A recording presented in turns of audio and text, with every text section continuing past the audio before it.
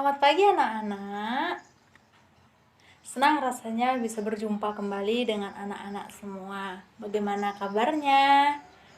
Ibu harap semuanya kabarnya sehat-sehat ya.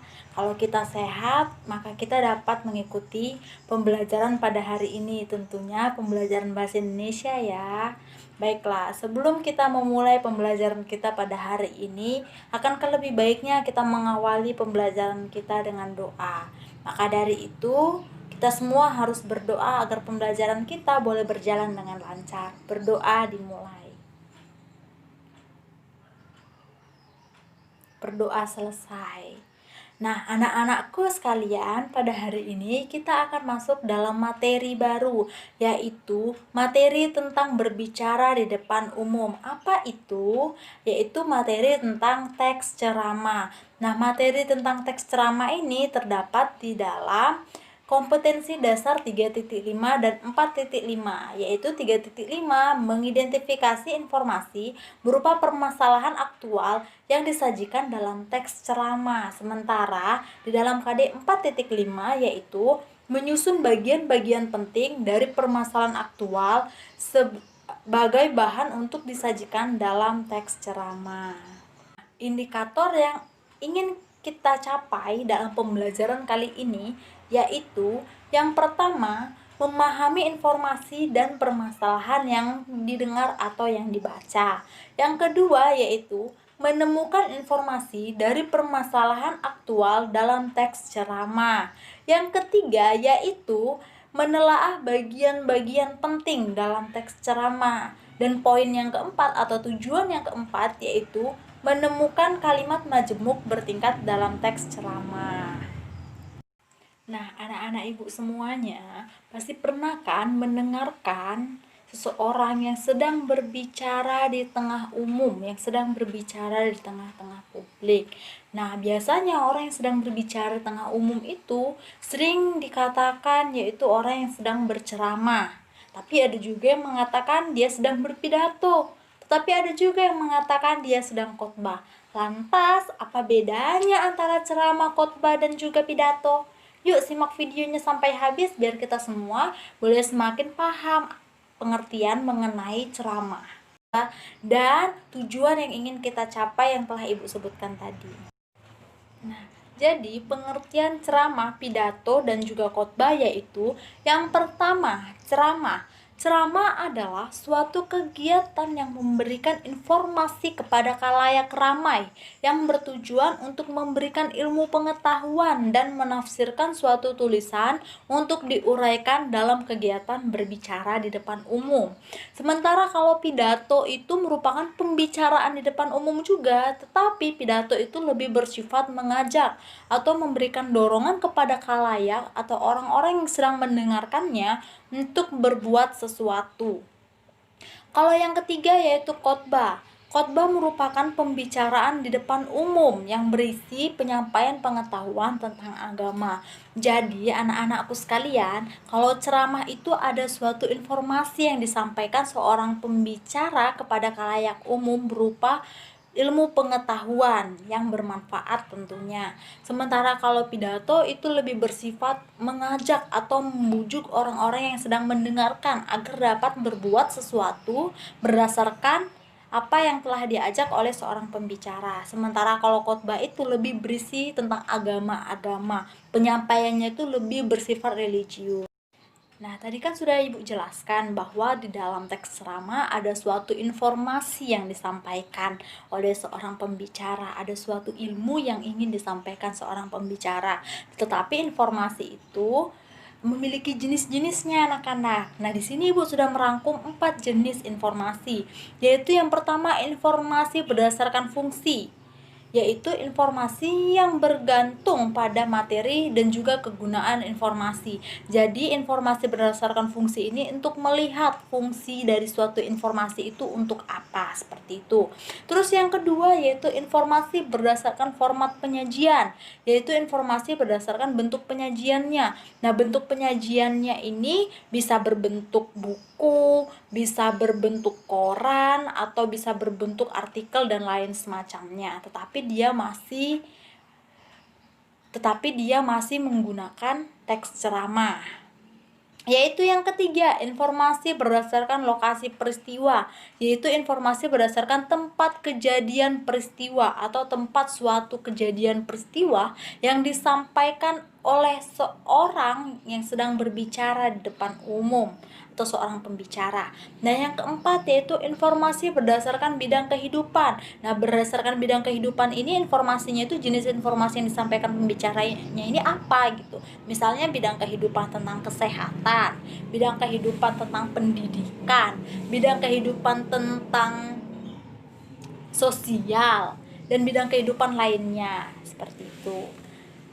Selanjutnya yaitu di dalam teks ceramah, tadi sudah Ibu tekankan sekali lagi bahwa di dalam teks ceramah itu pastilah memiliki informasi yang ingin disampaikan kepada khalayak. Nah, bagaimana caranya untuk kita dapat menelaah ceramah tersebut untuk menemukan informasi yang sebenarnya? Ibu sudah merangkum 3 cara dalam menelaah ceramah, yaitu yang pertama mengenali bagian pokok ceramah. Nah, mengenali bagian pokok ceramah ini bagaimana caranya? Dengan cara kita membaca isi ceramah tersebut atau kita mendengarkan suatu ceramah tersebut dari awal sampai akhir dengan sungguh-sungguh tentunya ya. Kalau kita nggak sungguh-sungguh mendengarkannya atau membacanya, pastilah ada informasi yang akan terlewat.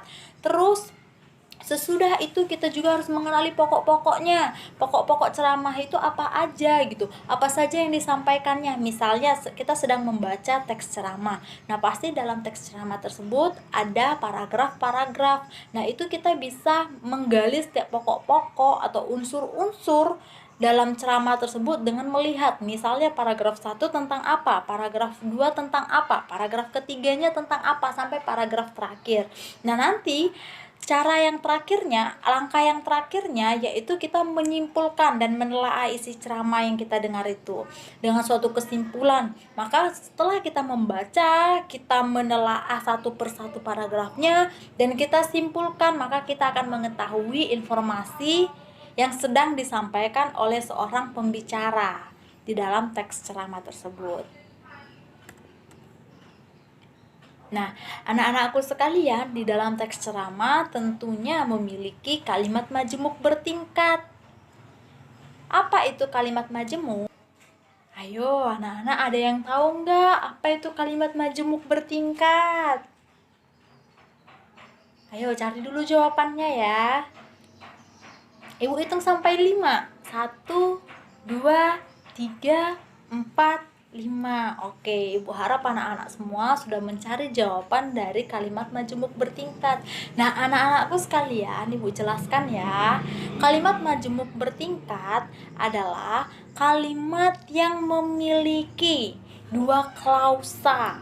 Nah, di kalimat majemuk bertingkat ini 2 klausanya itu ada salah satu klausa yang tidak bisa berdiri sendiri, yaitu anak kalimat.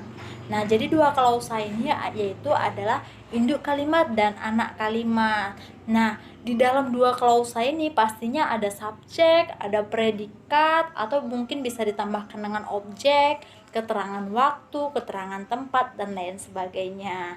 Nah, yuk kita simak yuk macam-macam kalimat majemuk bertingkat dalam teks ceramah, yaitu yang pertama kalimat majemuk hubungan akibat. Nah, kalimat majemuk hubungan akibat ini ditandai dengan kata penghubung sehingga, sampai, maka. Coba kita pikir contohnya apa ya untuk kalimat majemuk hubungan akibat ini. Contohnya seperti ini. Dia bekerja terlalu keras. Dia bekerja terlalu keras, itu induk kalimatnya. Sehingganya yaitu kalimat majemuk hubungan akibat.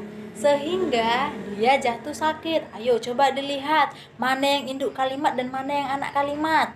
Nah, dia bekerja terlalu keras itu merupakan induk kalimat. Sementara sehingga dia jatuh sakit merupakan anak kalimat. Nah, selanjutnya kalimat majemuk hubungan cara ditandai oleh kata penghubung dengan. Contohnya, dia memasak nasi goreng dengan cara melihat tutorial di YouTube. Nah, di sini kata dengan itu merupakan menghubungkan antara induk kalimat dan anak kalimat. Dari dia memasak nasi goreng, lalu dihubungkan dengan cara melihat tutorial di YouTube. Selanjutnya yaitu kalimat majemuk hubungan sangkalan. Nah, kalimat majemuk hubungan sangkalan ini ditandai oleh konjungsi seolah-olah atau seakan-akan. Contohnya, dia diam saja seolah-olah dia tidak tahu apa-apa, padahal dia tahu banyak. Terus selanjutnya kalimat majemuk hubungan kenyataan. Kalimat majemuk hubungan kenyataan ditandai dengan konjungsi padahal sedangkan. Contohnya, pura-pura tidak tahu padahal dia tahu banyak.